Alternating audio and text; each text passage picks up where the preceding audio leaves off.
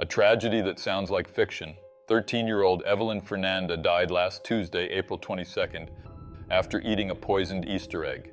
Just 5 days earlier, her 7-year-old brother, Luis Fernando, became the first fatal victim of this same horrifying case. Their mother, 38-year-old Miriam Lira, is still fighting for her life in the hospital. This story is as shocking as it is devastating, and I've gathered every detail from how the poison was discovered to how police tracked down the person responsible.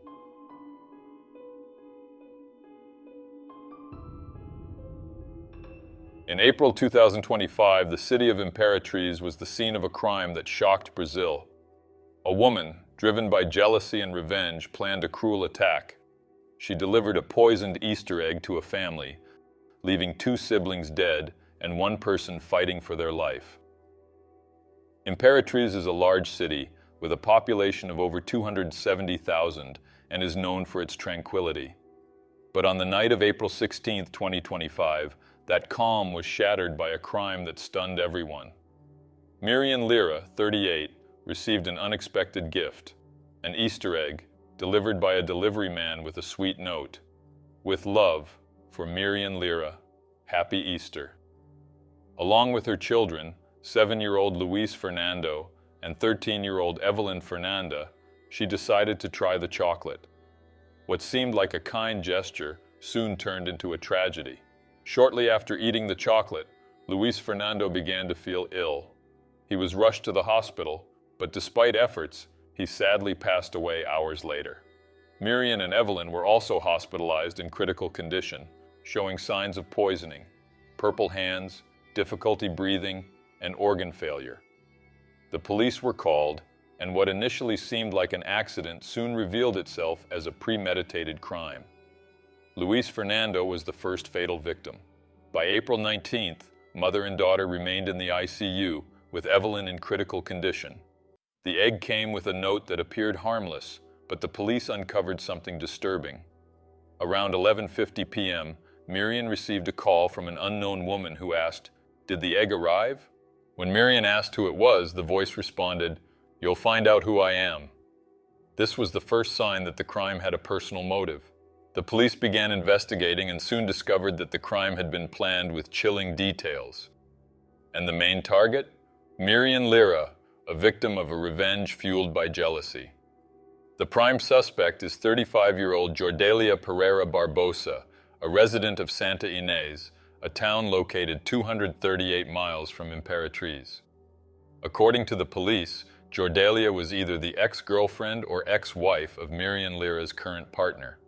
Driven by jealousy, she planned a cruel attack to target Miriam and her family. 2 days before the crime, on April 14th, Jordalia bought a bus ticket to Imperatriz. She brought chocolate fillings in a thermal bag, which the police believe were mixed with a toxic substance.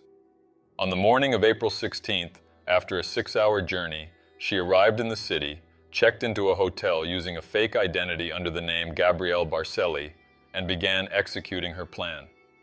Jordalia told the hotel staff that she was a transgender woman in the process of regularizing her documents. This was to avoid suspicion, as if they noticed her documents were fake, she would have an excuse. Disguised with a black wig and sunglasses, Jordalia bought an Easter egg at a local store around 3:00 p.m. Security cameras captured the moment of the purchase. Later, Jordalia staged a fake chocolate truffle tasting near Miriam Lira's workplace, one of the victims. She presented fake notes with supposed customer compliments such as an amazing sensation, an explosion of flavor, to add credibility to her presence. All of this was done to avoid suspicion while she monitored her victim.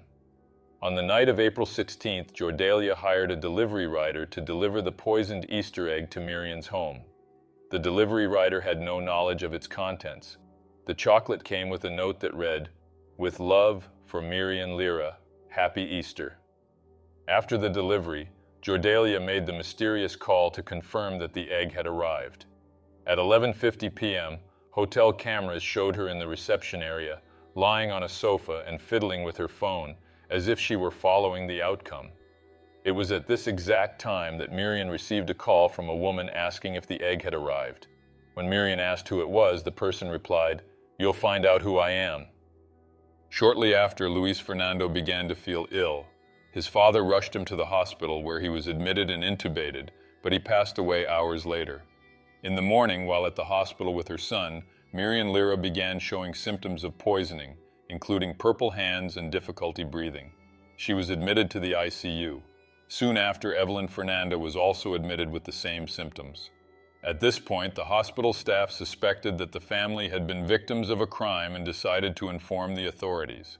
Mother and daughter remained in critical condition, sedated and intubated, while the police began investigating the case. The civil police, with the support of the Intelligence Center of the Public Security Secretariat, acted quickly. The first step was to interview the victims' family members, including Luis Fernando's father, who stated that the egg had been delivered by a delivery rider with a note addressed to Miriam. He also reported that Miriam had received a call at 11:50 p.m. from an unknown woman asking if the egg had arrived, which indicated premeditation. The next step for the police was to identify and locate the delivery rider. This was accomplished within hours, and the rider who delivered the poisoned Easter egg to Miriam Lira's home on the night of April 16th was quickly identified. In his testimony, he stated that he had been hired by a woman to make the delivery and provided details about the meeting, including the location, which was near downtown Imperatriz. He also described the woman's physical characteristics, although she had been disguised with a black wig and sunglasses. The delivery rider confirmed that the woman had given him the wrapped Easter egg and the note, without raising any suspicions at the time. He also provided information about the payment and the exact location where he met the woman, which helped the police narrow down the suspect's area of activity. Later, Miriam's partner identified Jordalia as a possible suspect, revealing the motive: jealousy over his current relationship. Police gathered security footage from the chocolate store, the hotel, and the area where Jordalia staged the tasting. Even in disguise, investigators were able to identify her. They discovered she had used a fake identity at the hotel, introducing herself as Gabrielle Barcelli, and had even shown a fake badge with the word gastronomy misspelled.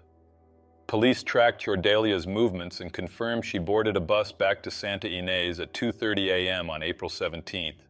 They launched an operation and arrested her in the act as she got off the bus around 8 o'clock a.m. With Jordalia, police found wigs, one black, one blonde, remnants of chocolate, a suspicious substance, bus tickets, and the fake tasting notes. During questioning at the Santa Ynez Regional Police Station, Jordalia admitted to buying the Easter egg but denied adding any toxic substance. Despite her denial, police stated they had sufficient evidence to charge her as the perpetrator. According to the investigation, Jordalia prepared the chocolate fillings in Santa Ynez and transported them in a thermal bag to Imperatriz. Those fillings are suspected of containing the toxic substance used in the crime. On April 18th, a judge issued a preventive detention order for Jordalia. She was held in a local prison with plans to transfer her to a facility in the state capital. Everything points to premeditation, making the crime even more severe and likely to weigh heavily in Jordalia's sentencing. Manuel Almeida, the General Commissioner of the Civil Police, stated that the evidence collected was enough to identify Jordalia as the main suspect. Delegate Ederson Martins emphasized the meticulous planning behind the crime. According to the Secretary of Public Security, current evidence suggests the crime was driven by revenge and jealousy. Jordalia's ex-husband is now in a relationship with Miriam Lira, the woman who was poisoned along with her 2 children. In short, Jordalia couldn't accept the end of her relationship and decided to take revenge on her ex's new family. Samples of the Easter egg were sent to the Forensics Institute in Imperatriz for analysis, with the report expected within 10 days. Police also requested blood tests from the victims and analysis of the materials seized from Jordalia to identify the toxic substance. Investigators are now working to determine whether Jordalia acted alone or had accomplices. The body of Luis Fernando was laid to rest at Bom Jesus Cemetery in Imperatriz, following a service at an evangelical church. His death left the entire community in mourning. A medical bulletin released by the city of Imperatriz reported that Miriam Lira showed slight improvement but remained in critical condition, sedated, intubated, and suffering from kidney and liver failure. Evelyn Fernandez's condition, however, deteriorated.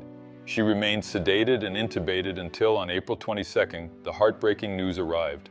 Evelyn did not survive. Just like her brother, she passed away. This news hit even harder. Many had prayed for Evelyn, hoping she would pull through, but tragically, she didn't make it. Evelyn became the second fatal victim of this senseless crime. Governor Carlos Brandão expressed his solidarity with the family and emphasized that justice is being pursued. Still, the case raises disturbing questions. What was the toxic substance used? Did Jordalia act alone, or were others involved? This tragedy serves as a brutal reminder of how revenge and jealousy can lead to devastating consequences.